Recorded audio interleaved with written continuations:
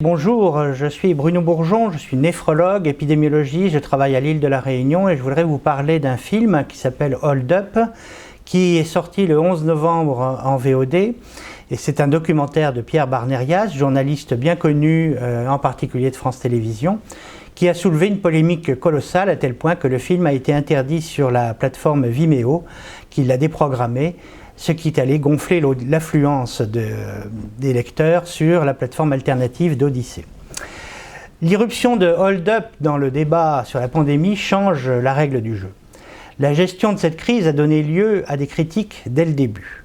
Le documentaire donne un aperçu de la désinvolture avec laquelle les autorités françaises ont abordé la crise de la Covid en mars 2020.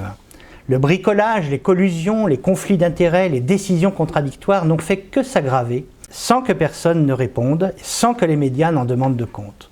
Dès février-mars, les personnalités du monde de la science, de la médecine, des sciences sociales ont exprimé des doutes ou des préoccupations face à la gestion pour le moins étrange de cette crise dans les pays occidentaux et aux dérives du pouvoir et de l'information qui pourraient en résulter. Pierre Barnérias a donné une tribune à nombre d'entre elles, dont certaines voix sont très difficiles à réfuter. Son film rassemble en un seul endroit l'essentiel des objections depuis mars 2020. 2h40 de témoignages, de médecins, de savants, de praticiens, de penseurs, tissent le scénario d'une pandémie surexploitée, prétexte à une dépossession tous azimuts, des peuples dépossédés de liberté, de moyens, de représentation politique, de voix et d'yeux pour comprendre ou maîtriser leur propre sort. Serait-ce un coup d'État technologique pour servir le passage au tout numérique, à la monnaie dématérialisée et au gouvernement mondial? C'est la thèse du film. La réaction hostile des médias généralistes mis en cause par le film est logique. Quand un récit alternatif fait irruption sur le marché et qu'il paraît convaincant, les détenteurs du récit officiel réagissent vigoureusement, ne serait-ce que par la censure qui s'est exercée très rapidement. Ils connaissent mieux que leur public la fragilité de leur construction et ses failles, ils savent les taux de confiance désastreux dont l'opinion les gratifie. La réaction la plus sage face à Hold Up eût été de laisser faire les complotistes, entre guillemets, se conforter entre eux. Plus élégamment encore, de reconnaître qu'au-delà des points de détail contestables, certaines contributions auraient dû trouver leur place dans n'importe quel canal d'information mainstream. Car la première question que soulèvent ces témoignages, la plupart frappés au coin du bon sens, est « pourquoi ne les a-t-on pas entendus ailleurs ?» Pourquoi une scientifique de haut vol comme Alexandra Henrion-Caude, généticienne et ancienne directrice de recherche à l'INSERM, n'a-t-elle été interrogée que par TV Liberté et par le réalisateur? Pourquoi l'anthropologue Jean-Dominique Michel, parlant d'expérience, il a survécu à la Covid, a-t-il été condamné par contumace dans les médias du service public suisse plutôt que d'y être invité à débattre? Hold Up révèle aussi la pauvreté et le huis clos du débat public. Comment se fait-il qu'à la place de ces gens qui pensent, qui cherchent, qui s'interrogent, pratiquement tout le temps d'antenne soit occupé par de péremptoires semeurs de panique, souvent criblés de conflits d'intérêts et qui ne font que légitimer sans preuve ni discussion les décisions les plus extrêmes des autorités? Sommes-nous soudain tombés en démocrature pour que le vrai débat social, philosophique et scientifique doive se faire malgré le système et non plus en son sein? Depuis le début de cette crise, nous avons tous éprouvé un problème de saturation des vidéos.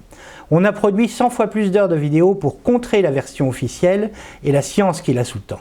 Le basculement de l'enquête et de l'argumentation du texte vers la vidéo est un obstacle pour l'intelligence.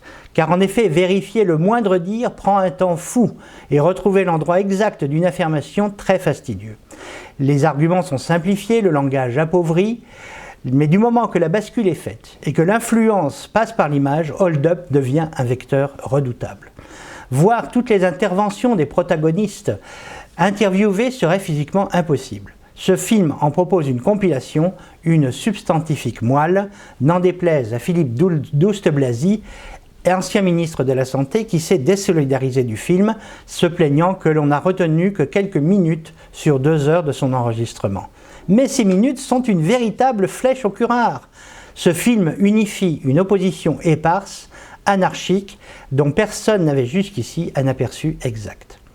On voit désormais qu'elle est multidisciplinaire, multinationale, multiforme mais structuré.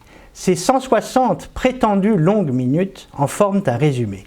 Le message aurait été plus convaincant si l'on s'était arrêté au constat, au lieu de vouloir esquisser une thèse dramatisante, de montrer un petit film vidéo qui n'a de sens que par l'humour qu'il peut faire ressurgir, que d'écouter Madame Monique Pinson-Charlot, sociologue, dénoncer aujourd'hui le documentaire. On aurait pu ainsi se passer de ses propos sur l'extermination des pauvres dont les riches n'ont que faire.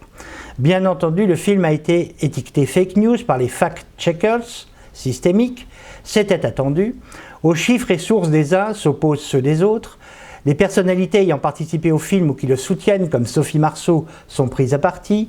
Une députée du parti LaREM exige sur CNews sa censure et son éradication face à une journaliste qui lui rappelle qu'il existe tout de même quelques restes de liberté d'expression. Les réseaux sociaux s'y sont mis. Sur Facebook, chaque allusion du film s'accompagne d'une mise en garde renvoyant sur les censeurs autorisés du monde. Vimeo élimine le contenu pourtant commercialisé en VOD. Le système ne se serait pas ainsi mobilisé à ce point pour censurer un film s'il ne contenait pas, outre ses défauts, quelques vérités incommodantes. Que faut-il étouffer? Dans la guerre des dogmes et des chiffres, le camp minoritaire part perdant. Blaise Pascal disait avec ironie que le débat académique n'est pas décidé en fonction de qui tient le vrai et qui le faux, mais du nombre de docteurs qui soutiennent tel ou tel parti. Certes, Hold Up contient des affirmations sans preuve et des chiffres contestables, encore que la plupart d'entre eux sont puisés aux sources mêmes des administrations comme l'INSEE, mais il véhicule surtout un apport infalsifiable, qui n'est ni factuel ni médical. Car le visionnage de Hold Up peut être dangereux.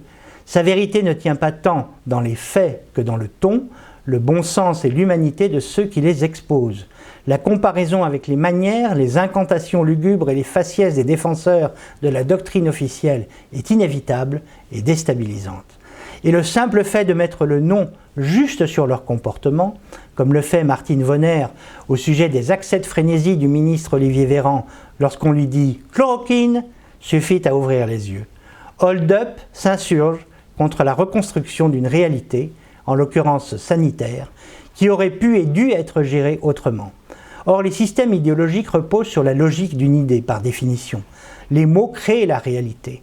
Lorsque quelqu'un perturbe cette nomenclature en appelant les choses par leur nom, l'hypnose s'écroule et ne reste pour soutenir l'édifice que l'outil de la coercition, bien plus coûteux. C'est pourquoi les systèmes totalitaires, toujours fondés sur la science, n'ont jamais été réfutés par des preuves scientifiques, mais par des témoignages humains. Ils ouvrent les yeux des millions de gens sur la réalité de la condition totalitaire parce qu'ils leur ont permis d'éprouver cette horreur de l'intérieur, parce qu'ils ont activé l'empathie, parce qu'ils ont rétabli la vision juste en remettant les mots à leur place. La masse ne sait pas la tromperie tant qu'on ne la lui montre pas. La scène éclairante est ce passage où l'on voit une sage-femme assister à un discours de Laurent Alexandre, pro-transhumaniste, parlant de l'âge d'or qui vient pour les winners, les dieux par rapport aux inutiles, aux losers, largués par la révolution technologique, où l'élite s'arroge un droit de vie et de mort sur les esclaves. Elle dit « c'est absolument effrayant ». Or cela, à pignon sur rue, c'est enseigné chez les cadres. Soudain, les mots retrouvent tout leur poids. Ainsi, l'espérance de vie résiduelle des aînés dans les asiles, décimée par cette pandémie et par l'euthanasie tacite. C'est là que se trouve le potentiel subversif du film. Il est infalsifiable, car il introduit un regard éthique et humain là où il n'y aurait dû y avoir que des critères de gestion et des instincts de conservation. Hold Up, avec ses exagérations, ses caricatures, sa thèse est arrangée ici. C'est un témoignage moral. La réaction même du système, avec son stupide réflexe de censure, ne fait que lui donner raison. Ceci est une compilation tirée d'un site qui s'appelle Antipresse.